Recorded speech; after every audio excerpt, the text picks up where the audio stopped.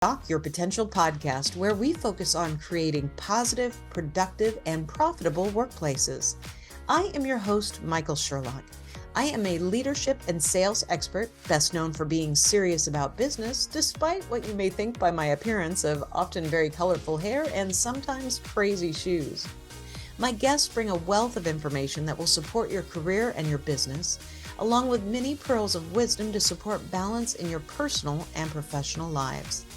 Listen in as I have another amazing conversation with a guest who will certainly shock your potential. So Samantha Buckley-Hugessen is an American certified coach. She's originally from Seattle, Washington, so we have a few things in common. In her own words, Samantha is a force of nature at 6'2" tall, and she may be a bit foul-mouthed, so we'll see where we go with that. But she says she's super effective and passionate about helping people design and live lives that they love, which is so important to us all. And she's also now a best-selling author. And her book is called Unstuck Yourself, the Guide to Designing a Life You Love. Her company is called A Designed Life, and we have lots to talk about. So Samantha, thank you so much for joining me today. Oh, I'm just tickled. I'm so happy to be with you. Thank you for having me. So I hit some of the highlights, but tell us a little bit in your own words about you, your business, and how you help people to shock their potential.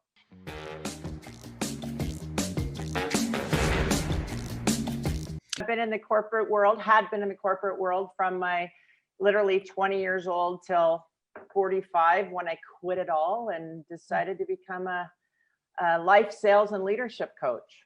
Just redesigned my life and flipped the switch, which love it. Was scary. You know, I was a breadwinner and had 2 little kids and my husband and all that. But guess what? It all worked out. So now that's what I do. I help people design lives that they truly can love waking up to. Excellent. And it's so important because we spend so much of our lives in work mode. So if you don't love it, what are you doing? Why are you torturing yourself? And if you do love it, it doesn't feel like work at all. Right. Well, some days, you know, I'd rather go hang out at the pool or the beach, let's be honest, but I love what I do. I love it.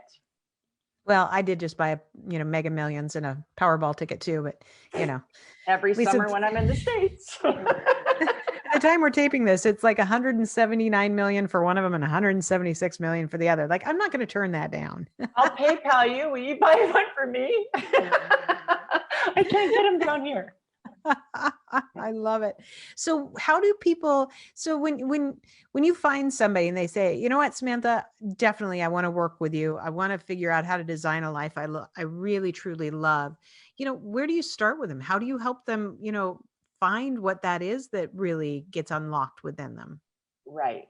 Great question. Well, I use an exercise that I call love and not it's. And without conditions, without circumstances, without I would love to buts, we make lists. Okay, so what would you love your business to look like? Or what would you love, your family to look like? What would you love your relationships? What would you love your health to look like? And almost always what'll happen is what they don't want will show up.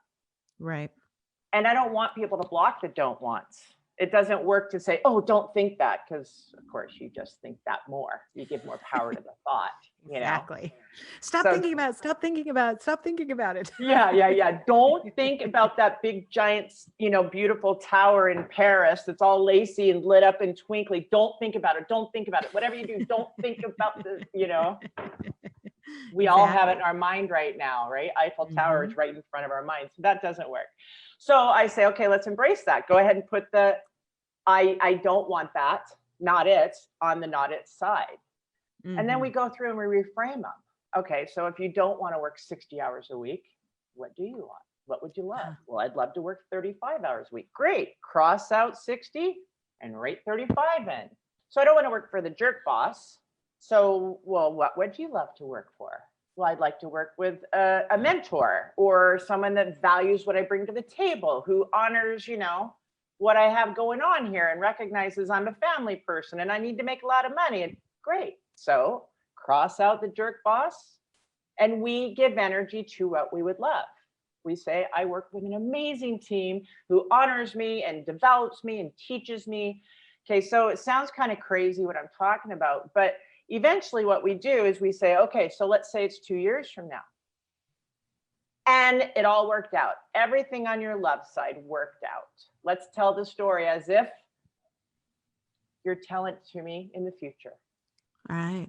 It's so cool. So what happens is then the person starts seeing it in their mind. Oh, I love where I work from home part-time, and I get to get out of the house to commute every once in a while, and I have a great team, and I make 6 figures a year, and I'm making candles on the weekends because I love being crafty, or right. Yep, absolutely. So there's a lot more to it than that, but if you can imagine, and we already know that we think in pictures. Mm-hmm. And the subconscious mind never goes to sleep. Well, it does, but like not much. It's there it's there to torture you and bring it in all the time. So if you were to read this new story of yours, this vision of yours, your subconscious mind thinks it's happening. Mm-hmm. So now we are at a frequency of belief. It starts really working out. And then after you read it every day, this new story, you say, okay, if that were to happen, what's the thing I would do today toward that? Right. A little bit of action. It's remarkable how well this system works. Yep. Yeah. And it's about taking baby steps. And as you were talking, I was thinking about last year, I spent 16 weeks with a great gal who was my fitness coach. And, she's actually in Tacoma. So she, and I was living in Philadelphia, so 3,000 miles away. And so I didn't need her to, get me out of bed to, give me a workout. I needed somebody to be accountable to be able to tell that new story to, and helped with the steps to get along the way to make those, and 12 pounds later, 16 pounds later, I put a few of those pounds back on, and I started working on it again this week. Because I was like, I can't undo all that work that I just did with her, because that was too important.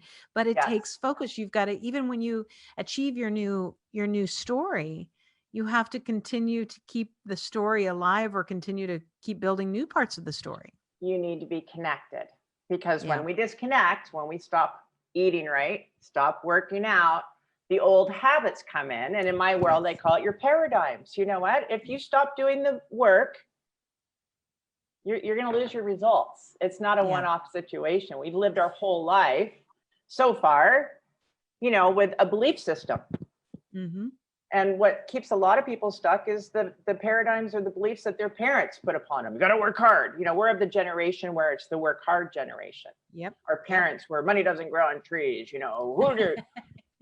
I mean, my dad, bless his heart, but he wanted me to get a job with a pension, like at the bank or the DMV. Yeah. I worked at both, by the way.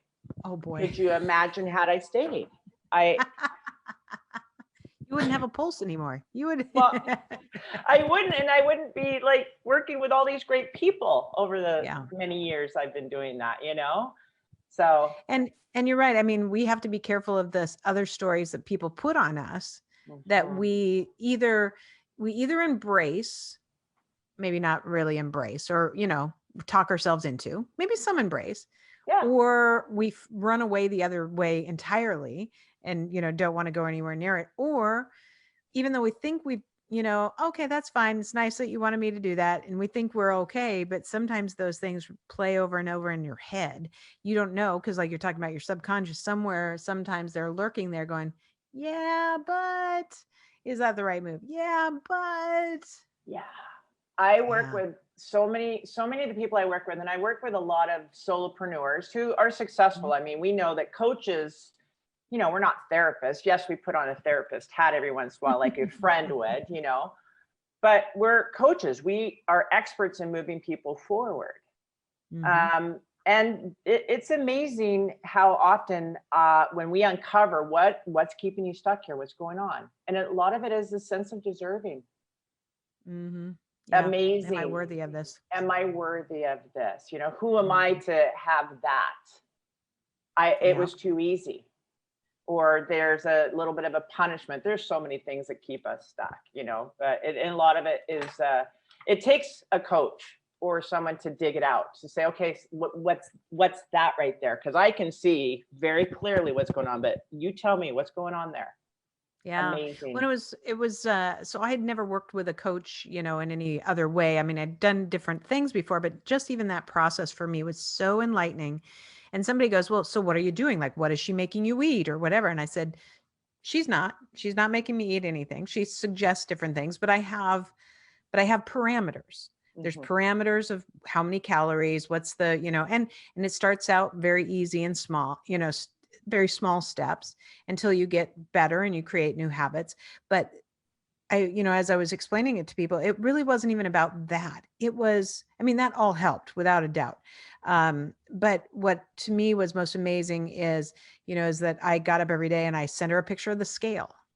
You know, I would send her, you know, a sweaty selfie, you know, those little things where it's someone outside of you that, you know, she didn't beat me up. And there were times that she'd laugh and she'd go, you know, I'd send her a message and I'd say, well, went a little off the rails with dinner tonight, you know, whatever. And after about, I don't know, 3 weeks or so, she started laughing. She goes, do you know that every time you have to confess that you haven't done something right, you start out and go, well, and I'm like, so that's really good. Cause I wanted to be true to her. And I know that people who work with coaches in a lot of different scenarios, that's the component, is being truthful with someone else about what may be your hang up or what might be holding you back or what's that other voice in your head that maybe you can't tell other people, or maybe you don't even want to say it out loud to yourself. Exactly. And there's two things that you said there. One is that, by the way, your coach and your trainer and you, what a great match. Oh yeah. Like, I just hear that right away. What a great match. And what stops the fact that she gives me ideas, and here's some parameters, and here's our boundaries with this, and these are, you know, accountability. So many people get stuck because it's all or nothing. I have to be perfect. Yeah. Oh, I failed, so I'm off until next month or next week, and the being perfect part of it, I have to do it right. And it's the how that gets most people stuck. Well, how do I do that? It's not how, it's what. What's the thing you can do today? Well, the thing I can do today is not have the tortillas. A thing I can do today is put on music and dance in my bedroom. Yeah. You know, so it doesn't have to be all or nothing. And that's really what I find. What you just said is, she's a great match for you. Yeah. Oh yeah. She's a great person. And I think it's, you know, with you know, with what you're talking about too, I think it's a really great kind of lead into what our theme for the month is, for a couple reasons. Number one, what I've found is that so many people that I've interacted with, 2020 seems like this year that either they got stuck, you know, like panic, I don't know what to do, or they just went, oh my God, I can't plan ahead for anything because I have no idea what's going to happen next. And so much chaos. So it's really why I wanted this theme for the month to be, look, it's a new year. And we all know that there is no real difference of flipping that calendar from one year to the next, but we all have psyche with it, right? You know, a new year, we got a new start. So I think it's important that we have that little psychological break. It's a new year. We have fresh opportunity. You know, what are your thoughts on this? What kind of advice would you give to my listeners to help them find and maintain some of that flexibility this year? Well, in my true fashion of I'm not your normal coach, I'm going to ask a question. And the question would be, how has not being flexible been working for you? You're going to write off the year? And this applies to those who have not been flexible. Obviously, a lot of people have reinvented themselves, or their job has reinvented them. You know, if we were to glean the gifts from the year, and there's a lot of gifts, you know, and it's certainly not to deny the facts. A lot of crap. It was cruddy. It was lousy. There was a lot of terrible things that happened in 2020. Those are the facts. The truth is, we're moving forward. The truth is, we've discovered that we can hire personal trainers between Philadelphia and Tacoma. We've discovered that we can do a lot of our jobs remotely, so we can go live where we want to live. Mm-hmm. We can do so much. The truth is, fill in the blank. Right. So I think that might be one of the tools that I would say is, if not being flexible hasn't worked for you, did I say that right? You know what I mean, right? Yeah, I know what you mean. Yeah. Then let's lean into the possibilities. What if it did work out? What if it could be all that you wanted? Then what would it look like? Then what would you do today? How would you feel? And I think that the other piece is that you need to decide. Decide is one of my favorite words. Oh, tell me more. It's not try. If I make a decision, it is a decision. Trust me, if somebody says, Sam, you put on 10 pounds, yeah, I'm going to try and get it off. That pretty much says, as long as I can have wine on the weekends. You know what I mean? So, I agree. But make a decision. I made a decision back in 2016 to lose 40 pounds. Trust me, it's like this. When you make a decision, you cut away everything that is not in alignment with the decision. So decide I'm going to put in a purposeful morning practice to set my mind and body up for the greatest day possible. Decide I'm not going to feel like crap anymore. It's all within our own power. And then again, if we go back to the vision that I was talking about, you throw it out a few years in advance. And the reason we do that, just so you know, is most of my clients, when they do this visioning work with me, they create the life they want so fast, it's mind-blowing. However, they didn't believe it was possible. So if I say, okay, 6 months from now, it all worked out, they'll think too small. Right. So I say, it's 3 years from now, it's 2 years from now, it all worked out. Well, then they're kind of like, okay, cool. And it just rushes in. Right. So, once you start to have that, like you said, the belief of it, because you can see it. The mental imagery is already painting itself. It's telling its story. Yes. And then it just starts showing up, and you let go of the how. I mean, you just went, I can't even tell you how many times I get letters, emails, phone calls, clients going, you're not going to believe what happened. I go, oh, bring it. I believe it. I do this for a living. All I ask you to do is trust me that visioning what you would love in your life, would show up. And you might get it and go, ooh, it's not what I thought. I don't think I want this. And, go another direction. Which is fine. Yes. Right. Just don't quit. Change direction, but don't quit. Exactly. And I love it. It reminds me of kind of the concept behind, the story in the book and the movie, The Secret. Kind of visualize where you are and it will happen. And I know there's a lot of people who think that's a bunch of baloney, but it's when you are really hyper focused on something that you want to have happen, you are looking for those things. So, like what you said about the Eiffel Tower, I've described it to you. You can't not, think about it right now. It's like if you are looking at a car and you're looking for red cars, you're going to only see red cars when you're out. You're going to see them everywhere. Yep. I just posted that on my Instagram, that exact example, except it was yellow cars.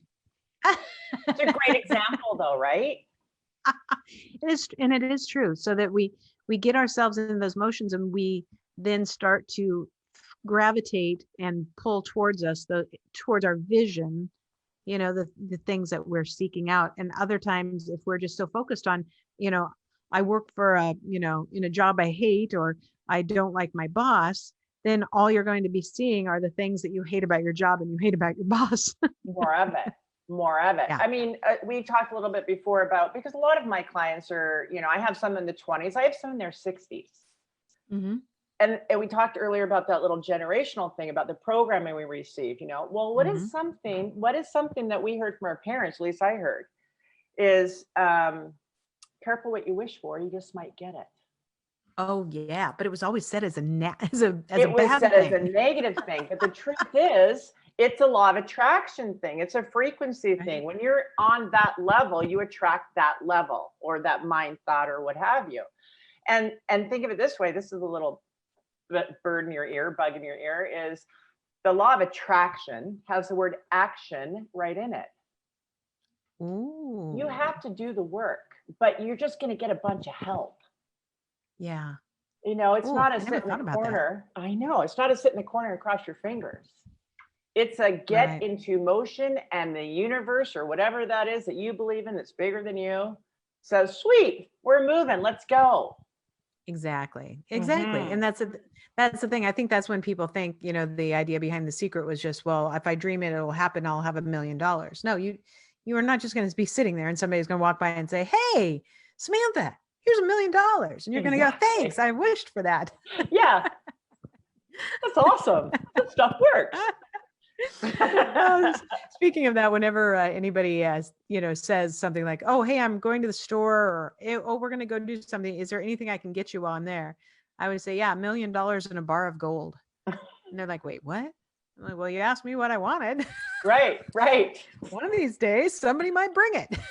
It's possible if you say it to the right person at the right time, and if that's what's meant to happen. Exactly. I'm like, one day I'm going to put that in a some sort of, you know, agreement. So I'll have some sort of contract with somebody. I'll write it in very fine print. And by signing this, you will agree to give me $1 million and a bar of gold. Yes, when you get it, if you have it. Exactly. I love it. Samantha, it's I think it's so important for people to remember that they can recreate their stories. And so I just want to touch on something real quick, because you know what you said, you're living in Cabo San Lucas by design. You Mhm. know what prompted you there? I think there's probably a lot of people going, wow, I wish I could do that. Like people always say, oh, I wish I could put blue in my hair. And like, you can. It's at the grocery store. Right? Yeah. I got this one off a, you know, CVS shelf. But making a move like that is, you know, is much more bold. And there's probably a lot of people say, oh, that would be great, but so, Yeah. you know, what has prompted you to say, okay, hey, I want to live in Mexico. I want to have this life, and then, you know, do it. How do you encourage other people that something like that is within their reach? Um, it's a good question. And I have a few answers for it. One is, what's possible for one is possible for everyone. Mm, So find approximate role models. You know, it's like, well, if they did it, I can do it. mhm. And it's true. I mean, it's what's within us is so much greater than anything outside of us. And typically what'll keep us stuck is fear. It's Mhm. fear. It's old programming. and Mhm. and that thing of having to do it perfectly, the all or nothing. And I'll tell you what my husband and Mhm. I did is we packed up our kids. They were 2 and 4, and what prompted it was that I was tired of working 60 hours a week, and I wanted Mhm. to raise my kids, and I had a brother lived here, and he had kids that were my kids' age. So I wanted them to have Mhm. cousins growing up, because their other cousins are, 20 years older than them. Mhm. And it's just like, let's try it. And our theme was, we'll do it for 6 months, 6 years, whatever. And I love it. all we did is we just rented our house out and came down for 6 months. And that was 13 years ago. So it's a, what can you do? Well, how would I do Right. that? I don't know how you would do that. But if you were to do something toward that, what's the thing you could do? Yeah. And again, my husband and I, we reinvented ourselves in our mid 40s. We moved here when we were 40, 41, and we completely gave up at the same time, by the way. So it's like, okay, we're living on savings. Okay. Uh-oh. Right? But he works from home. His office is downstairs, and he's a web designer. He took a hobby he loved, making videos and playing around, and he turned it into what he loves to do and makes a living at it. Nice. I work 20, 25 hours a week, and I get to Love it. now raise my 15 and 17-year-old boys and hang out with them and change lives. And so Yeah. maybe somebody else's thing is they want to grow vegetables. I've got clients that move down here and they literally make soy candles. They had a career at home, but they can't use that here and they don't want to do it anymore. Well, what would you love? Well, I really like crafts. Okay, what kind of crafts? Yeah. Let's go. Guess And how what many can you do? hotels? Guess how many hotels now have the soy candles? Sweet. Right? I love your concept too of, okay, so it doesn't mean you have to do whatever it is right this minute. What's one thing you can do that takes you a step closer? That's all it is. It's action. You said it earlier. Little baby steps. Yep. Stop qualifying if they're good enough. Just step forward and your perception will change. You will see things differently. If you were to look right now, to your left, and then you move 2 feet to your left, you're going to see something different. Yes. But you have to move. So Absolutely. That's it. A little bit of action. I love it. I love it. And I know we're going to have all of your information on our show notes, but just in case they're like, I want to find her right now, what's the best way for them to look for you? I would love that. Well, I'm everywhere, but Google me or I have a website that's quite easy to remember, and it's called A Designed Life, LLC.com. You can Google me by name, Samantha Buckley-Hugessen, and that's Hugessen. I'm the only one out there. So, and find me on Facebook or Instagram, or A Designed Life LLC is everywhere. Pick up my book. There's also Unstuck Yourself, the guide to designing a life you love. There's also an online course with it. So you can't not find me. Remember, I'm 6'2". You're not hiding, that's for sure. No. I love it. Samantha, before we go, do you have any last words of wisdom or pearls of advice for my listeners and viewers?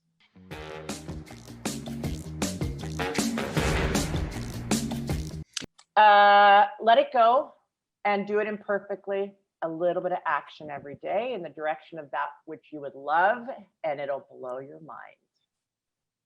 I love it. Samantha, so much. Thank you so much for being my guest today. It's been a pleasure. Oh, thank you. You were so much fun to talk to. Thanks again. Thank you for joining us on another episode of the Shock Your Potential podcast. And as always, don't forget to subscribe, rate, and like us today.